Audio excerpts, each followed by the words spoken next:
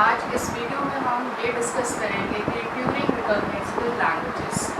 तो इस वीडियो में आप ये कह सकते हैं कि हम क्या क्या यहाँ पर देखेंगे। तो रिकर्सिव लैंग्वेज क्या है, रिकर्सिव इनमरेबल लैंग्वेज क्या है, साथ ही साथ हम ये देखेंगे कि डिसाइडेबल और अनडिसाइडेबल क्या चीज़ होती है। तो ये चार चीज़ें बेसिकली हमें ट्यूरिंग मशीन में यहाँ पर देखना है। तो इससे पहले हम इसे डिस्कस करें उससे पहले हमें यहाँ पर ये प्रीवियस चैप्टर्स में हमने जो पढ़ा है उसको रिकॉल करना पड़ेगा। What do you mean, suppose अगर हमने यहाँ पर जो फर्स्ट यूनिट में पढ़ा है NFA या फिर आपने DFA डिज़ाइन किया, तो that means this is also a machine, और इन मशीन से हमें जो लैंग्वेज जनरेट हो रही थी उसे हमने बोला था RL, that means regular language. तो that means finite, NFA DFA और हम इन शॉर्ट इसे बोलते हैं finite automata. Finite automata contains NFA DFA designing और मिले मूरी और सारी चीज़ें जो होती है हमारी फाइनाइट ऑटोमेटा में। यानी जब हम उस मशीन को डिज़ाइन कर रहे थे तो उस मशीन, जब भी कोई मशीन होती है या अगर हम कोई बोले कोई भाषा हो रही है, कोई लैंग्वेज है, तो अगर हम कोई लैंग्वेज सीख रहे हैं तो उसके लिए सबसे बड़ी चीज़ होती है कि उसके लिए कोई ना कोई ग्रामर एग्जिस्ट करता है। तो अगर हमने यहाँ पे रेगुलर लैंग्वेज पढ़ा था तो रेगुलर लैंग्वेज के लिए हमने रेगुलर ग्रामर देखा था, उस रेगुलर ग्रामर से आपने लैंग्वेज बनाई थी। और अगर कोई लैंग्वेज एग्जिस्ट कर रही है तो ऑब्वियसली उस लैंग्वेज को जस्टिफाई या वेरीफाई करने के लिए हमारे पास यहाँ पर ऑटोमेटा में कोई ना कोई मशीन हमने डिज़ाइन करी। That means what we are trying to say यहाँ पे कि हम यहाँ पे क्या समझना चाह रहे हैं कि अगर रेगुलर लैंग्वेज है तो इस लैंग्वेज को जस्टिफाई जो कर रहा है किस मशीन के द्वारा हमने जस्टिफाई किया, that is nothing but the NFA DFA। There are so many things we studied in the first unit. तो और यू कैन से कि finite automata is recognized by the regular language. Similarly जब हमने next chapter में पढ़ा तो हमने वहाँ पर देखा PDA हमारे पास था, that is a push down automata. Push down automata is also one type of machine which accept some types of languages, और उस लैंग्वेज के बेस पर हम ये देख रहे थे कि वो लैंग्वेज जो है जस्टिफाई हो रहा है कि नहीं। तो हम यहाँ पे देख रहे थे कि PDA के लिए हमने कौन सी लैंग्वेज सीखी थी, आई मीन PDA किसके द्वारा रिकॉग्नाइज किया गया, तो आप कह सकते हैं that is the CFL, that is context free language. Context free language भी मेरी प्रीवियस वीडियोस में आपको मिल जाएगा, that is nothing but the unit 3 and unit 4 अगर आप देखेंगे तो वहाँ पर आपको PDA और PDA से रिलेटेड हमारे पास जो है CFL लैंग्वेज है। तो ना यहाँ पर PDA, जिसका मतलब है कि अगर हमने PDA डिज़ाइन किया तो उसको रिकॉग्नाइज करने के लिए कौन सी लैंग्वेज हमने यूज़ करी, that is the context free language. Context free language से हम, I mean this language comes from where you can say this is nothing but the context free grammar. That means उस grammar से हमने language generate करी, और you can से अगर कोई लैंग्वेज है तो उसको रिकॉग्नाइज करने के लिए कोई ना कोई मशीन एग्जिस्ट कर रही है ऑटोमेटा में। जब आपने देखा कि कुछ लैंग्वेजेस को PDA जो था डिज़ाइन नहीं कर पा रहे थे तो हमने क्या डिज़ाइन किया, नेक्स्ट यूनिट में हमने क्या देखा, ट्यूरिंग मशीन। ट्यूरिंग मशीन एक ऐसी मशीन है जिसमें हम किसी भी तरह की लैंग्वेज को किसी भी तरह के प्रॉब्लम्स को हम डिज़ाइन कर सकते हैं, क्योंकि आपने देखा RL में भी कुछ कंस्ट्रेंट थे, आई मीन FA हमारे पास कुछ लिमिटेड प्रॉब्लम्स को ही डिज़ाइन कर पा रहा था, उससे थोड़ा ज़्यादा आपने देखा कि PDA में हमने काम किया। PDA के बाद हमने क्या किया, ट्यूरिंग मशीन। यानी हर एक मशीन को कोई ना कोई लैंग्वेज जस्टिफाई कर रहा है। अगर कोई ना कोई लैंग्वेज जस्टिफाई कर रहा है या वेरीफाई कर रहा है तो अब हम ये देखेंगे कि FA से हमें क्या मिला, RL, PDA से क्या मिला हमें, CFL। तो now we are interested to know कि ट्यूरिंग मशीन किस लैंग्वेज को जनरेट करेगा या किस लैंग्वेज के द्वारा ये जस्टिफाई होगा, आई मीन इस मशीन को हम किस लैंग्वेज के द्वारा रिकॉग्नाइज कर पाएंगे। तो that comes topic here, Turing recognisable language. तो हम यहाँ पे ट्यूरिंग रिकॉग्नाइजेबल लैंग्वेज, आई मीन जो ट्यूरिंग मशीन यहाँ पर दो लैंग्वेजेस को जनरेट करेगा या रिकॉग्नाइज करेगा, that is the first one is the recursive language, the second one is the recursive innumerable language. तो हमें ये देखना है कि रिकर्सिव लैंग्वेज क्या है और रिकर्सिव इनमरेबल लैंग्वेज क्या है, इन दोनों में डिफरेंस क्या है, और यहाँ पर ट्यूरिंग मशीन इन दो लैंग्वेजेस को जनरेट कर रहा है। तो what type of the machine comes under this recursive language and comes under the recursive innumerable language. So let us take the example for this, or you can say the proper definition क्या होगी recursive language और recursive enumerable language. Now ना तो यहाँ पर मैंने देखा कि ट्यूरिंग मशीन या ट्यूरिंग रिकॉग्नाइजेबल लैंग्वेजेस क्या क्या है, recursive language and recursive enumerable language.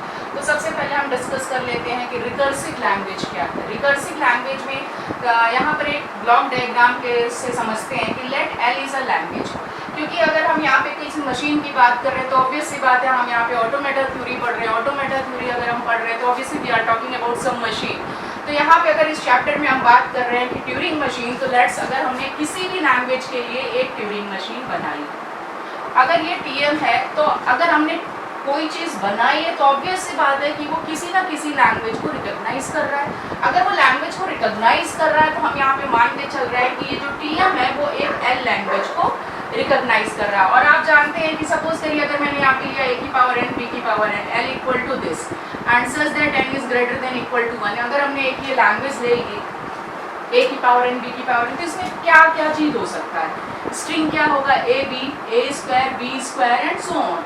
I mean this language contains this type of the strings. तो अगर हमने कहा कि देखिए कोई मशीन है, कोई भी मशीन हो, इलेक्ट्रॉनिक मशीन है किसी भी, तो हमारा ये जो ट्यूरिंग मशीन है बेसिकली एक हार्डवेयर डिज़ाइन करते हैं हम लोग यहाँ पर चिप की मदद से। और मैंने पहले ही बताया था कि जो हमारा ऑटोमेटा है basically what we are going to do, जो सीपीयू है हमारा उसके एरियो पार्ट की डिज़ाइनिंग के लिए हम ये काम करते हैं। दैट मीन्स ये हार्डवेयर पार्ट अगर हम बना रहे हैं तो इस हार्डवेयर में क्या होगा, आपके पास एक इनपुट होगा, दूसरा क्या होगा, हमारे पास आउटपुट होगा। क्योंकि अगर हम कुछ बना रहे हैं तो we are going to provide something as a input. अगर आपने इनपुट दिया है तो कुछ ना कुछ आपकी रिक्वायर्ड डिजायर्ड होगी कि वो आउटपुट प्रोड्यूस करे। तो हमारे पास यहाँ पर लैंग्वेज है, उस लैंग्वेज में नंबर ऑफ स्ट्रिंग्स है। अब हम यहाँ पे एज अ इनपुट हम क्या करेंगे, हम कंप्लीट लैंग्वेज की बात ना करके हम क्या करेंगे, इस लैंग्वेज में जितनी भी स्ट्रिंग है, आप यहाँ पे देख सकते हैं कि इस लैंग्वेज में कितनी स्ट्रिंग है, इनफाइनाइट स्ट्रिंग है विच holds this type of the string, that means a की power n b की power n such that n is greater than equal to 1 means number of a's equal to the number of b's and a followed by b type का हमारे पास कुछ string होगा। तो suppose करिए अगर मैंने यहाँ पे w एज अ इनपुट इसको दिया, अब अगर ये मशीन मैंने सही से डिज़ाइन करी है तो इस मशीन का काम है कि इस w को लेगा, आई मीन w यहाँ पर आपने सपोज करिए a b दे दिया है। अगर आपने a b दिया तो इस मशीन का काम क्या है, ए बी को रिकॉग्नाइज करें, क्योंकि आपने जो इसका हार्डवेयर डिज़ाइन किया है वो इस पर्टिकुलर लैंग्वेज के लिए डिज़ाइन किया है। तो ये पर्टिकुलर लैंग्वेज को क्या करेगा, लेगा और चेक करेगा। चेक करने के बाद ये क्या आंसर देगा, आई मीन इसका आउटपुट क्या हो सकता है, या तो यस होगा या नो होगा। दैट मीन्स यहाँ पर हमारे पास दो इनपुट हो सकते हैं। एक तो ये हो सकता है कि ये स्ट्रिंग इस मशीन के द्वारा एक्सेप्ट होगी और दूसरा क्या होगा, रिजेक्ट होगी। भाई आइदर आंसर हमें या तो यस में मिलेगा, आप इसे कह सकते हो यस और नो। तो या तो हम ये कहेंगे कि ये जो W है इस टीएम को जो दिया गया है या तो इसे एक्सेप्ट करेगा या रिजेक्ट करेगा। इट डिपेंड्स कि आपने अगर प्रोग्राम या हार्डवेयर आपने अपना सही से डिज़ाइन किया है तो इस लैंग्वेज के द्वारा जो भी स्ट्रिंग जनरेट हो रही होगी वो इस मशीन के द्वारा एक्सेप्ट कर रहा होगा। या फिर जो भी सपोज करिए अगर मैंने यहाँ पर ए बी ना दे के ए डबल बी बी दे दिया तो क्या हम कह सकते हैं कि this string belongs to this language? No, this string does not belongs to this language. तो ये W क्या होगा, इस मशीन के द्वारा रिजेक्ट के केस में आ जाएगा। इससे पहले मैंने यहाँ पर एक W equal to A B दिया था, तो ये कौन से आंसर में आएगा, एक्सेप्ट के केस में या एस के केस में आएगा। तो अगर हम ये कहें कि हमने जो अभी पीछे आपने देखा होगा, पीछे वीडियो मेरे आप देखिएगा, तो उसमें मैंने ए की पावर एन बी की पावर एन के लिए ट्यूरिंग मशीन डिज़ाइन करी। और ट्यूरिंग मशीन जब मैंने डिज़ाइन करी तो वहाँ पर आप देख रहे होंगे कि मैंने हाल्ट स्टेट या फाइनल स्टेट या रिजेक्ट स्टेट का भी जिक्र किया है। तो वहाँ पे क्या है कि अगर वो एक्सेप्ट हो रहा है इसका मतलब है कि वो हाल्ट हो रहा है, रुक रहा है, तभी तो आप कहेंगे वो इनफाइनाइट टाइम्स नहीं जा रहा है। अगर वो यहाँ पर रिजेक्ट हो रहा है, अगर आप किसी भी चीज़ को देख के बता रहे हैं कि yes this string is not accepted by this machine और रिजेक्ट हो रही है, तो भी वो रुक रहा होगा कहीं पे प्रॉपर वे में। तो दैट मीन्स अगर हम इसको सम अप करें तो हम यहाँ पे क्या करेंगे कि अगर हम ये कहें कि रिकर्सिव लैंग्वेज अगर हमने यहाँ पर लिया तो आपने देखा कि हमने W दिया किसको, TM को। TM ने दो आंसर बताए, आई मीन या तो वो फाइनल स्टेट होगा, फाइनल स्टेट एंड हाल्ट होगा। हाल्ट का मतलब रुकना, यानी कि जहां हम जाना चाहते थे वहां पे जाके हम पहुंच गए, अब फाइनल स्टेट पे गए और वहीं पे रुक गए। आई मीन जो भी स्ट्रिंग दी, एक आपने स्टेप बताया कि भाई अगर तुम इस स्टेप तक पहुंच गए तो तुम यहाँ पर एक्सेप्टेबल है इस मशीन के द्वारा। दूसरा आपने देखा कि इसका आंसर क्या हो सकता था, रिजेक्ट या non final state, you can से non final state. I mean वो नॉन फाइनल स्टेट कुछ भी हो सकता है, किसी भी स्टेट पे जाके ये रुक सकता है, that means non final state. And इस केस में भी क्या होगी, जो मशीन होगी, आई मीन जो स्ट्रिंग होगा वो कहीं ना कहीं रुकेगा। भाई आपने क्या दिया, W इक्वल टू ABB, यानी कि 3 कदम चलने के बाद ये रुकेगा तो है ही। अब जहां पर भी रुकेगा हम उस स्टेट को चेक करके देख के बताएंगे कि ये फाइनल स्टेट है या नॉन फाइनल स्टेट है। अगर वो फाइनल है तो हम कहेंगे कि ये एक्सेप्ट हो गई, दैट मीन्स एक्सेप्टेंस हो रहा है यहाँ पर इस मशीन के द्वारा। अगर वो जहाँ पे रुका है वो फाइनल स्टेट नहीं है बल्कि नॉन फाइनल स्टेट है, तो हम ये कहेंगे कि W जो है इस मशीन के द्वारा रिजेक्ट हो गया, जो हमने इसे प्रोवाइड किया। तो आपने देखा कि रिकर्सिव लैंग्वेज में हमारे पास 2 ऑप्शन है कि अगर कोई लैंग्वेज है और उसे TM को दिया गया है, दैट मीन्स जो ट्यूरिंग मशीन आपने उस पर्टिकुलर लैंग्वेज के लिए डिजाइन करी है, या तो उस TM के द्वारा वो लैंग्वेज रिकॉग्नाइज हो रहा होगा, आई मीन एक्सेप्टेबल होगा, या फिर रिजेक्ट हो रहा होगा। एक्सेप्टेबल का मतलब है कि वो फाइनल स्टेट पे है और हाल्ट की सिचुएशन में, दैट मीन्स रुक गया। रिजेक्शन के केस में हम क्या कह रहे हैं कि वो नॉन फाइनल स्टेट पे होगा और हाल्ट होगा, दैट मीन्स। तो यानी कि we are very much sure about that कि हम जो भी इनपुट दे रहे हैं हम उसमें ये डिसाइड कर सकते हैं कि इस मशीन के द्वारा वो एक्सेप्टेबल है या एक्सेप्टेबल नहीं है। तो इस तरह की सिचुएशन अगर हमारे पास है जहां पर हम डिसीजन ले सकते हैं कि जिस भी मशीन को हमने डिज़ाइन किया और वो मशीन सक्षम है ये डिसाइड करने के लिए कि जो भी W हम उसे प्रोवाइड कर रहे हैं या स्ट्रिंग प्रोवाइड कर रहे हैं उसके लिए वो यस और नो में आंसर दे सकता है, तो हम इस तरह के कॉन्सेप्ट को बोलते हैं डिसाइडेबल प्रॉपर्टी। तो आप ये कह सकते हैं कि जो हमारा रिकर्सिव लैंग्वेज है वो डिसाइडेबल प्रॉपर्टी को होल्ड करता है। That means with the help of recursive language of Turing machine हम बहुत ज़्यादा श्योर हो सकते हैं कि जो हमने डिज़ाइन करी है मशीन वो डिसाइडेबल है या अनडिसाइडेबल है। तो हमने ये देखा यहाँ पर कि क्योंकि इसमें 2 केसेस हैं, final state, non final state, या तो रिजेक्ट हो रहा है या एक्सेप्ट हो रहा है। और जब हम यहाँ पर बता सकते हैं कि हम इसे देख के ये बता सकते हैं, मशीन देख के बताएगा कि ये जो स्ट्रिंग है इस मशीन के द्वारा एक्सेप्टेबल है या नहीं है, तो हम कहेंगे कि that language is called the recursive language. Now in recursive enumerable language क्या होता है, सेम ये रिकर्सिव लैंग्वेज की तरह ही है लेकिन थोड़ा सा डिफरेंस है। वो डिफरेंस क्या है वो हम देखते हैं यहाँ पर। तो हमने प्रीवियस में भी क्या समझा था कि हमारे पास एक L लैंग्वेज है और TM एक हमारे पास मशीन है, that is a Turing machine. तो आपने यहाँ पर एक लैंग्वेज है, सपोज करिए सेम वही मैंने ले लिया कि A की पावर n B की power n such that n is greater than equal to 1। तो इसमें स्ट्रिंग क्या होगी, AB, A square, B square, like that. ना यहाँ पे अगर आप देखें तो अगर हमने यहाँ पे TM को W दिया, ठीक, अगर हमने TM को W दिया तो यहाँ पर हम ये देखेंगे कि TM क्या क्या जनरेट करेगा और दूसरा यहाँ पर ये क्या जनरेट करेगा। भाई आप यहाँ पर देख सकते हैं कि हम सबसे पहले ये देखते हैं कि if W belongs to L, अगर हमारे पास 2 चीज़ें हो सकती हैं कि जो भी हम W कंसीडर कर रहे हैं या तो वो लैंग्वेज का पार्ट होगा। अगर W belongs to L तो हम ये मान कर चल रहे हैं कि जो TM होगा वो कहाँ पहुँच रहा होगा, फाइनल स्टेट पे, और हाल्ट हो रहा है। अच्छा, हाल्ट की बात अगर हम कर रहे हैं तो हाल्ट का मतलब होता है, हाल्टिंग स्टेट का मतलब होता है यहाँ पे केवल 2 ही चीज़ होती है, दैट मीन्स एक्सेप्ट स्टेट होगा या फिर रिजेक्ट स्टेट होगा। यहाँ पर लूप का कोई जिक्र नहीं होता कि हाल्टिंग स्टेट का मतलब ये नहीं कि वो लूप में है। हाल्ट का मतलब अगर नॉर्मल टर्म्स में हम बात करें तो दैट मीन्स रुकना। रुकना क्या होगा, या तो सपोज करिए अगर मैंने घर से मुझे ऑफिस जाना है और अगर मुझे घर से अगर अपने ऑफिस जाना है और बीच में मैंने कहीं नहीं रुकना है, दैट मीन्स मेरा जो फाइनल टारगेट है, फाइनल स्टेट क्या है, मेरा अपना कॉलेज। अगर मुझे कॉलेज तक पहुंचना है अपने घर से तो दैट मीन्स मेरा इनिशियल ये है और डेस्टिनेशन क्या हुआ, कॉलेज हुआ।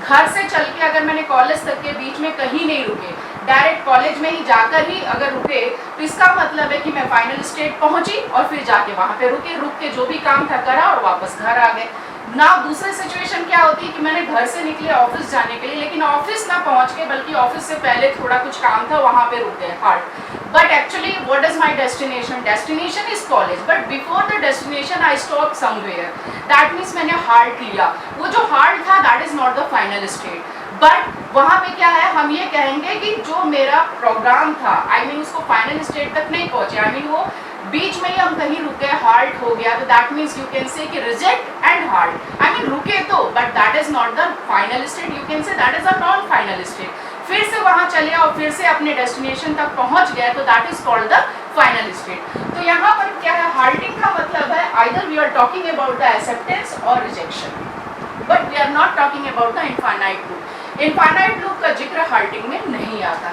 अब यहाँ पर क्या है कि अगर मैंने कहा कि W जो है L में बिलोंग कर रहा है तो हम ये कह रहे हैं कि वो फाइनल स्टेट पे पहुंचेगा और हाल्ट होगा। अगर हमने ये कहा कि that means W belongs to L, then TM reaches to final state and halt, you can say ना। दूसरी कंडीशन अगर मैंने लिया कि अगर मैंने एक ऐसा W लिया, W does not belongs to L, तो हम यहाँ पे क्या कहेंगे, देन TM के दो केसेस होगा, या तो ये नॉन फाइनल स्टेट पे होगा एंड हाल्ट हो रहा होगा, non final state and halting state में होगा, या फिर W does not belongs to L, I mean जो W हमने यहाँ चूज किया है या तो इस लैंग्वेज में है ही नहीं, जब इस लैंग्वेज में नहीं है तो TM के द्वारा रिकॉग्नाइज नहीं होगा तो हम कहेंगे जी वो नॉन फाइनल पे और हो गया।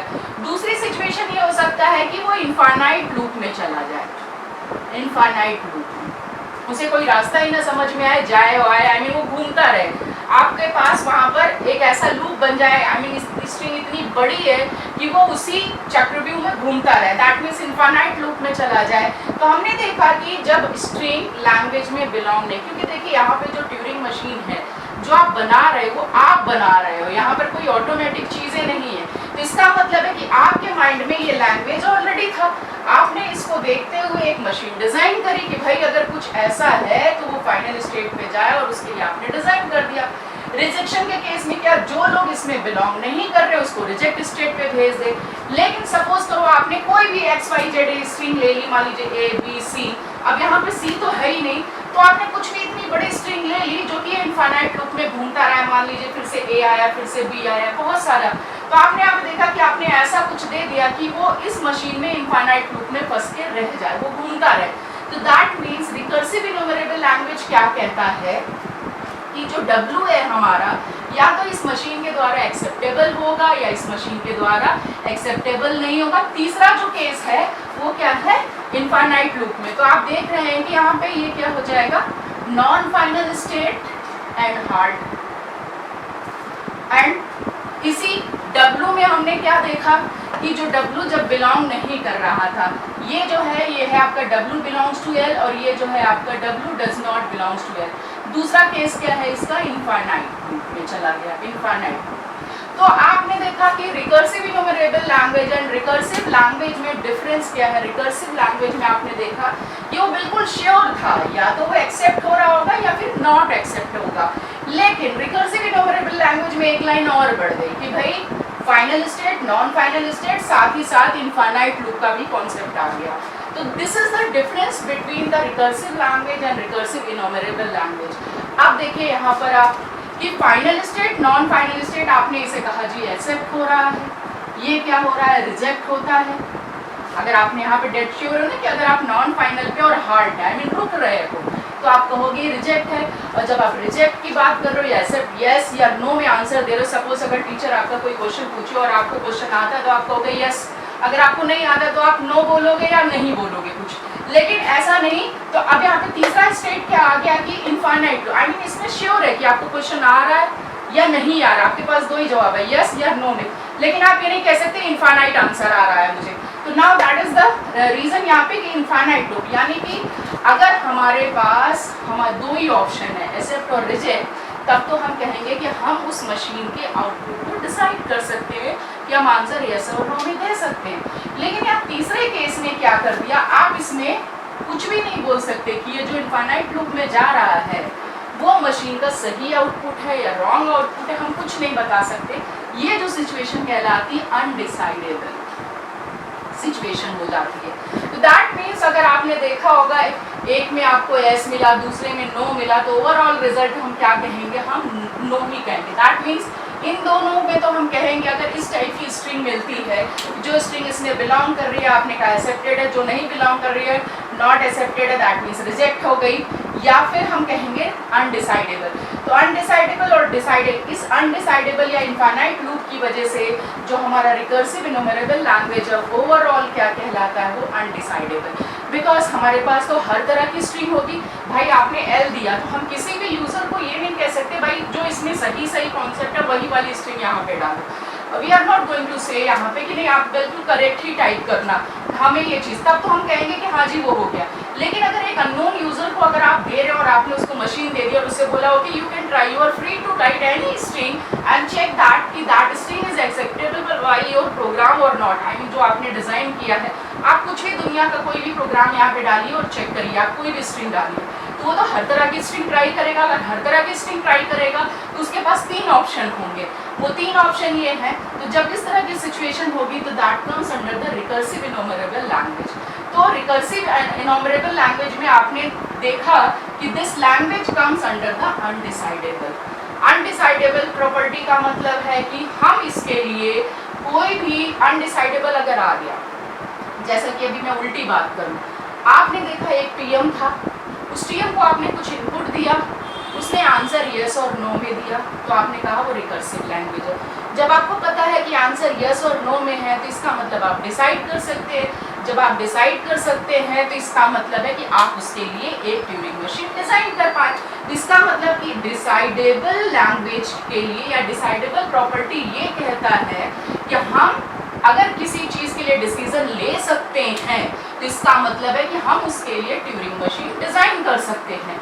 अगर हम किसी चीज़ के लिए डिसाइड नहीं कर पा रहे हैं, अनडिसाइडेबल, ठीक, तो अनडिसाइडेबल क्या है इसका, सपोज फिर अगेन मैं आपको वही एग्जांपल सपोज कर रहा हूँ, मुझे कॉलेज जाना है और मैं कंफ्यूज हूँ कि आज मुझे कॉलेज जाना है या छुट्टी लेनी है, तो उसमें क्या करना है, that means I am unable to decide कि today what I will do.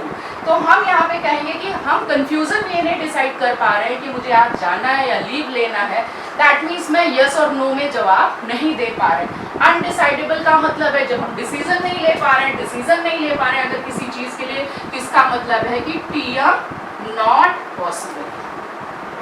तो अगर कोई लैंग्वेज को आपने कहा कि, तो आप देख रहे हैं कि अगर डिसाइडेबल है, अगर हम किसी चीज़ के लिए डिसीजन ले सकते हैं तो इसका मतलब हम उसके लिए ट्यूरिंग मशीन डिज़ाइन कर सकते हैं। अगर हम किसी चीज़ के लिए डिसीजन नहीं ले पा रहे हैं तो इसका मतलब है कि हम उसके लिए ट्यूरिंग मशीन भी डिज़ाइन नहीं कर पाएंगे, क्योंकि यहाँ पर जो है मैं नॉर्मल टर्म्स को ट्यूरिंग मशीन से जोड़ रही हूँ। तो आप खुद रियल लाइफ में भी सोच सकते हैं कि जब हम किसी काम को करने के लिए कंफ्यूज रहते हैं कि हमें ये आज करना है या कल करना है, तो उस दिन वो काम नहीं हो पाएगा। The same thing is here कि अगर अनडिसाइडेबल है कि वो जो इनपुट आपने इस ट्यूरिंग मशीन को दिया उसके पास 3 ऐसे ऑप्शन है, जो 2 तो करेक्ट ऑप्शन है जिससे आप डिसाइड कर सकते हैं, बट तीसरा जो है यहाँ पर इस मशीन को अनडिसाइड कर दे रहा है। आई मीन हम डिसीजन नहीं ले पाएंगे, करेक्ट आंसर नहीं होगा, एक कंफ्यूजन का केस आएगा। आई मीन आपने W दिया तो W can be final state, W can be non final state, W can be infinite loop. तो जब इसके पास 3 ऑप्शन है तो हमें तो नहीं पता ना कि ये W किस जगह जाने वाला है। भाई आप इसे देख के ये नहीं बता सकते कि आप यहाँ पर कहाँ जाओगे। जब हम ऐसे सिचुएशन में फंस जाएंगे तो हम कहेंगे कि हम इस तरह की मशीन के लिए, सॉरी इस तरह की लैंग्वेज के लिए हम यहाँ पर ट्यूरिंग मशीन डिज़ाइन नहीं कर सकते। तो बाय दिस डिस्कशन अगर हम यहाँ पर एक देखें कि हम इसके लिए डेफिनेशन क्या बनाएंगे कि डिसाइडेबल लैंग्वेज क्या है और अनडिसाइडेबल लैंग्वेज क्या है, इसको अगर हमें एक प्रॉपर मैथमेटिकल वे में डिफाइन करना हो तो हम यहाँ पे क्या कहेंगे, तो दैट इज यू कैन से यहाँ पर कि प्रॉपर्टीज हो गई, हमारे पास 2 प्रॉपर्टीज है, दैट इज डिसाइडेबल अनडिसाइडेबल इस लैंग्वेज के लिए। तो प्रॉपर्टीज में सबसे पहले हम यहाँ पे देखें डिसाइडेबल। डिसाइडेबल का मतलब यहाँ पे क्या है कि इफ, अगर हमने कहा कि if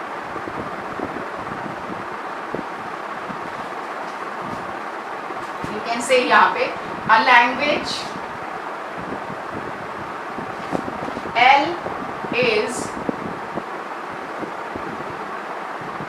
decidable if there exists a Turing machine. There exists a Turing machine that holds for every input string. That means string को हमने यहाँ पे W ले लिया, तो मैंने यहाँ पे लिखा a language L is a decidable if there exists a TM. That means यहाँ पर एक TM exist कर रहा है, that means Turing machine exist कर रहा है, that holds for every input. I mean जो भी आपने W दिया है, या तो उसके लिए वो एक्सेप्ट के केस में बता रहा होगा, रिजेक्ट के, आई मीन आप वहाँ पर कहीं ना कहीं रुकोगे, यस पे या नो पे रुकोगे, तो हम कहेंगे कि डिसाइडेबल का मतलब है कि हम उसके लिए ट्यूरिंग मशीन बना पा रहे। सिमिलरली इसी तरह से अगर हम अनडिसाइडेबल की बात करें तो अनडिसाइडेबल क्या है यहाँ पर, अ language L is undecidable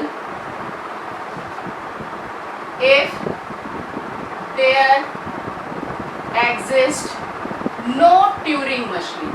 If there exists no Turing machine that holds for every input string. तो अगर मैं यहाँ पर और थोड़ा सा डिटेल में बात करूँ कि हम यहाँ पर एक ऐसी लैंग्वेज L है जो कि अनडिसाइडेबल है, अगर लैंग्वेज L जो है वो अनडिसाइडेबल है तो इससे ये पता चल रहा है कि हम उसके लिए ट्यूरिंग मशीन नहीं डिज़ाइन कर पा रहे, पर ऐसा नहीं है। दैट मीन्स उस लैंग्वेज के लिए हम ट्यूरिंग मशीन मे और मे नॉट, यू कैन से, यहाँ पर नो की जगह अगर आप करेक्ट वर्ड ये कहे तो मे और मे नॉट आप यूज़ कर सकते हैं। मे और मे नॉट के केस में क्या भाई, हम टीएम बना तो पाएंगे लेकिन आधे काम के लिए बना पाएंगे। दैट मीन्स कुछ स्ट्रिंग जो होंगी वो एक्सेप्टेबल स्टेट पे होगी, कुछ जो होगी नॉन एक्सेप्टेबल स्टेट पे होगी, दैट मीन्स रिजेक्शन पे, कुछ जो होंगी वो कहाँ पे चली जाएंगी, इनफाइनाइट लूप में। तो आप कह सकते हैं कि जो इनफाइनाइट लूप पे जा रहा है, कुछ स्ट्रिंग जो आपकी इनफाइनाइट लूप पे जा रहा है उसके लिए तो आप ट्यूरिंग मशीन नहीं आपकी काम कर रही है, आई मीन जो आपने डिजाइन किया यहाँ पर टीएम, उसमें से आपके कुछ पार्ट ऐसे होंगे, कुछ स्ट्रिंग ऐसी होंगी जिसके लिए आपका टीएम जो है, जो आपने बनाया है। तो यहाँ पे हम देख रहे थे, डिस्कस कर रहे थे कि यहाँ पर जो अनडिसाइडेबल के केस में है, आप ये कह सकते हैं कि डिसाइडेबल लैंग्वेज वो लैंग्वेज होगी जो हमने रिकर्सिव पढ़ी है। दैट मीन्स रिकर्सिव लैंग्वेज जो भी है, रिकर्सिव लैंग्वेज में क्या था, हम कह रहे थे, रिकर्सिव लैंग्वेज में भी मैंने आपको डिस्कस करके बताया था, recursive language is nothing but the decidable. Decidable क्यों है, क्योंकि रिकर्सिव में दो ही ऑप्शन थे, या तो एक्सेप्ट हो रहा था या रिजेक्ट हो रहा था, इसके अलावा कोई स्टेट नहीं था। जबकि हमारे पास आप ये कह सकते हैं कि अनडिसाइडेबल में हमने क्या देखा कि तीन चीज़ें देखी, या तो रिजेक्ट हो रहा है, या एक्सेप्ट हो रहा है, या फिर इनफाइनाइट लूप पे जा रहा है। दैट मीन्स ये दो तो ठीक है, एक्सेप्ट और रिजेक्ट, लेकिन जब इनफाइनाइट की सिचुएशन आ जाए, आई मीन आपने एज अ इनपुट आपने स्ट्रिंग दिया और वो इनफाइनाइट लूप में चला गया, तो हम तो डिसाइड ही नहीं कर पा रहे हैं कि उसे आप एक्सेप्टेंस के केस में लोगे या रिजेक्शन के केस में हो। तो इस तरह की सिचुएशन की वजह से हम ये कहेंगे कि REL का मतलब है रिकर्सिव इन्यूमरेबल लैंग्वेज। तो recursive enumerable language is nothing but the undecidable language, you can justify here. तो a language L is undecidable if there exist no TM। No TM आप कह सकते हो, या फिर आप कह सकते हो मे और may not exist a TM। In that case hard for every input string, I mean हर एक इनपुट स्ट्रिंग जो भी आप प्रोवाइड कर रहे हो, अगर वो रुक नहीं रहा है, कुछ ऐसे स्ट्रिंग मिल रही हैं जिसके लिए आपका जो ट्यूरिंग मशीन वो रुक नहीं रहा है, तो हम कहेंगे कि that is nothing but the undecidable. तो अगर आप इसकी समरी देखें, जो हमने यहाँ पे चार चीज़ें पढ़ी, that is a recursive language, दूसरा हमने पढ़ा रिकर्सिव इन्यूमरेबल लैंग्वेज, डिसाइडेबल और अनडिसाइडेबल। तो यहाँ पर हम देखें रिकर्सिव लैंग्वेज का मतलब RL and recursive enumerable language का मतलब REL। तो आपने देखा इसमें क्या हमें मिला, एक्सेप्ट स्टेट और रिजेक्ट। इसमें हमें क्या मिला, एक्सेप्ट, रिजेक्ट एंड तीसरी चीज हमें मिली इनफाइनाइट। इस इनफाइनाइट लूप की वजह से आपने कहा REL जो है वो अनडिसाइडेबल प्रॉपर्टी को होल्ड करता है, जबकि RL जो होगा that means recursive language accept और रिजेक्ट की वजह से हम कहेंगे कि इसमें हम डिसाइड कर सकते हैं, दैट मीन्स डिसाइडेबल होगा, इसकी जो प्रॉपर्टी होगी डिसाइडेबल। तो आप ये कह सकते हैं, अगर हम ये कहें, अगर आप इन दो डायग्राम को देखें तो ये वाली चीज इसमें आ रही है, दैट मीन्स इन दोनों को देख के हम क्या कह सकते हैं, REL is the superset of RL, और you can say RL is the subset of REL, that means recursive language is a subset of REL। और आप कह सकते हैं क्योंकि ये सुपरसेट है, यहाँ पे सबसेट में हम ये इसलिए नहीं लगाएंगे क्योंकि REL इज अ सुपरसेट और RL जो है इसका सबसेट, आई मीन RL में एक एलिमेंट कम है REL से। अगर हम ये वाली चीज लगाते हैं तो इसका ये मतलब RL में और may not be equal to this, I mean ये और ये दोनों इक्वल भी हो सकते हैं, बट यहाँ इक्वलिटी तो है नहीं, हमें दिख रहा है कि एक एलिमेंट इसमें कम है। तो आप कह सकते हैं कि RL is the subset of REL और यू कैन से REL is the superset of RL। अगर ये है तो हमारे पास यहाँ पर दो रिमार्क में चीजें आ जाती हैं, दैट मीन्स हम ये कह सकते हैं, पहला नोट हम ये कह सकते हैं all RL is also REL is also REL, that means जितने भी हमारी रिकर्सिव लैंग्वेज होगा वो सबका सब क्या हो सकता है, रिकर्सिव इन्यूमरेबल लैंग्वेज भी हो सकता है। अगर इसका वाइस वर्सा बात करें तो वो पॉसिबल नहीं है। ऑल REL में और मे और मे नॉट नहीं, बल्कि हम तो यहाँ पे श्योर हैं कि all REL is not RL, that means REL जो है वो RL नहीं बन सकता, that means recursive enumerable language is not the recursive language, but all recursive language is REL, by this property you can say RL is a subset of REL। तो this is nothing but the concept of, यहाँ पर हमने ये जो चार चीजें देखी, I hope कि इस वीडियो में आपको क्लियर होगा। अगर मैं इसमें चोमेस्की हायरार्की की बात करूं तो आपने यहाँ पर सबसे पहले हम ये देख क्या पढ़ा था, आई मीन जो सबसे पहली लैंग्वेज हमने पढ़ी है that is the regular language, और रेगुलर लैंग्वेज से यहाँ पर फिर हम आए थे CFL पे, that is context free language. एक तीसरी लैंग्वेज है that is nothing but the CSL, and चौथी जो है हमारे पास दैट इज यहाँ पर हम ये कहेंगे दैट इज यू कैन से यहाँ पे जो ट्यूरिंग मशीन यहाँ पर हमारी लैंग्वेज जनरेट कर रही है, तो चौथी यहाँ पर हम, क्योंकि यहाँ पे आपने देखा कि RL is a subset of REL, तो हम यहाँ पर चौथी नहीं बल्कि पांचवी कहेंगे यहाँ पे। तो नेक्स्ट आया हमारा that is a recursive language, and then the last one is the recursive enumerable language. तो अगर आप देखें तो इन सब में ये जो है CSL जो है कंटेक्स्ट सेंसिटिव लैंग्वेज जो है वो हमारे ऑटोमेटा के सिलेबस में नहीं है, तो I am not going to discuss. तो आपने देखा कि RL से हम क्या बना रहे थे, फाइनाइट ऑटोमेटा, CFL से हमने क्या देखा, PDF, और ये जो CSL है इससे जो होता है आपका बनता है linear bounded automata, which is not in the syllabus, so I am not going to discuss this one. Now recursive language अभी हमने डिस्कस किया, it is used for the TM and recursive enumerable is also used for the TM। ऐसे TM के लिए design करते हैं जिसमें हम TM ही नहीं बना पाते, that is comes under the recursive enumerable language। तो अगर हम यहाँ पे देखें तो 1 2 3, तो अगर आप देखें तो ये और ये चारों चीज हमारी डिसाइडेबल में आएगी, क्योंकि हम इनके लिए श्योर हैं, हम कोई ना कोई मशीन डिजाइन कर पा रहे हैं जिसके लिए हम कुछ काम कर पा रहे हैं, डिसाइड कर पा रहे हैं। तो ये चार RL दैट मीन्स रिकर्सिव नहीं, इसे रेगुलर लैंग्वेज बोलते हैं, regular language, context free language, context sensitive language, recursive language, तो ये चारों जो है वो डिसाइडेबल में आएगा, आई मीन इसकी जो प्रॉपर्टी होगी वो डिसाइडेबल होगी। जो लास्ट वन है हमारे पास that is recursive enumerable language, ये जो होगा ये हमारा अनडिसाइडेबल है। तो दिस इज यू कैन से चोमेस्की हायरार्की थी। यहाँ पर चोमेस्की हायरार्की में आप देखेंगे 4 ही होगा, that is RL, CFL, CSL, और यहाँ पर इन्होंने लास्ट में इन दोनों को कंबाइन करके एक ब्लॉक बना दिया, दैट इज उन्होंने कहा टीएम, एंड टीएम को यहाँ पर एक्चुअली अनरिस्ट्रिक्टेड ग्रामर भी बोलते हैं। अनरिस्ट्रिक्टेड ग्रामर क्यों? क्योंकि अगर लैंग्वेज है हमारे पास दो तो ऑब्वियस सी बात है उसकी ग्रामर भी होगी, तो उसको हम बोलते हैं अनरिस्ट्रिक्टेड ग्रामर। यू कैन से unrestricted grammar is nothing but TM उसके लिए डिजाइन किया, और टीएम के लिए हमारे पास दो लैंग्वेज है, that is RL and REL.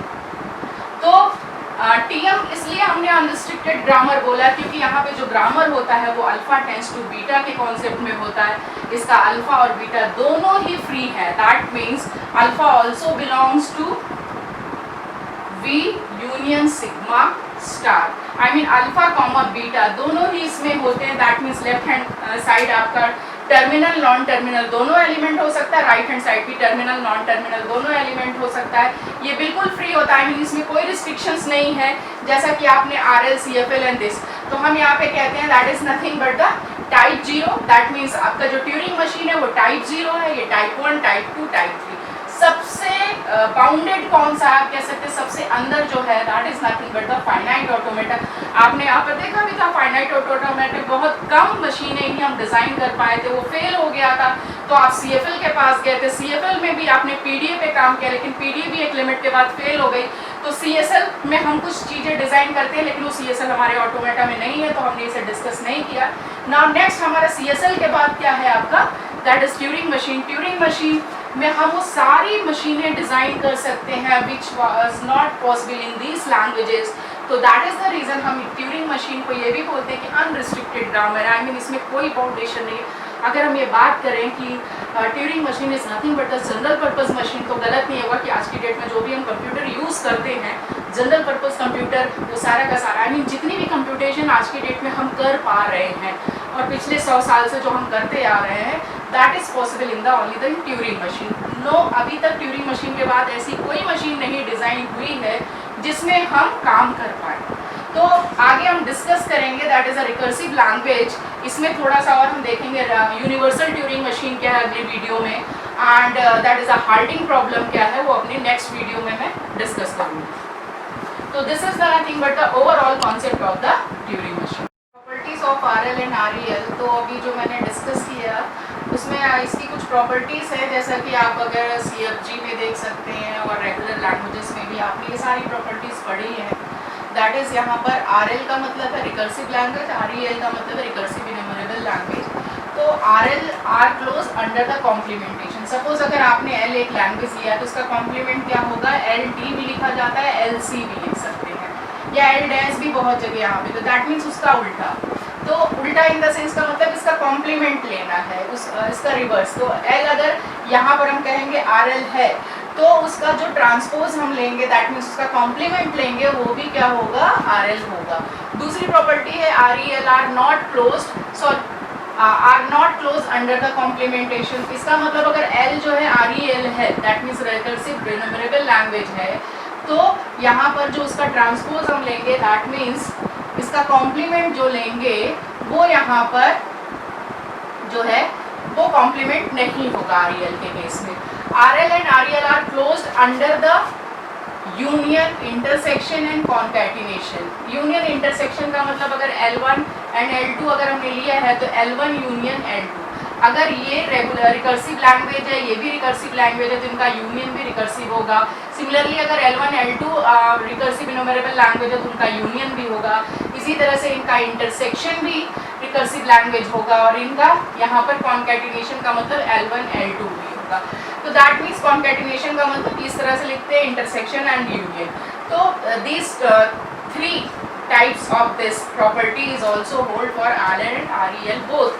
Now the fourth one property क्या है, RL and REL are close under the clean closure and positive closure. Clean closure and positive closure क्या होता है, अगर मैंने L लिया है तो इसका जो लीन क्लोजर होगा वो L स्टार होगा। आई मीन अगर ये REL जो दोनों क्लोज्ड है L स्टार को भी जस्टिफाई करेगा, और L प्लस पॉजिटिव क्लोजर का मतलब होता है L प्लस इंडिकेट्स कि इस वाले लैंग्वेज में F साइलेंट नहीं है और इस वाले में F साइलेंट होता है।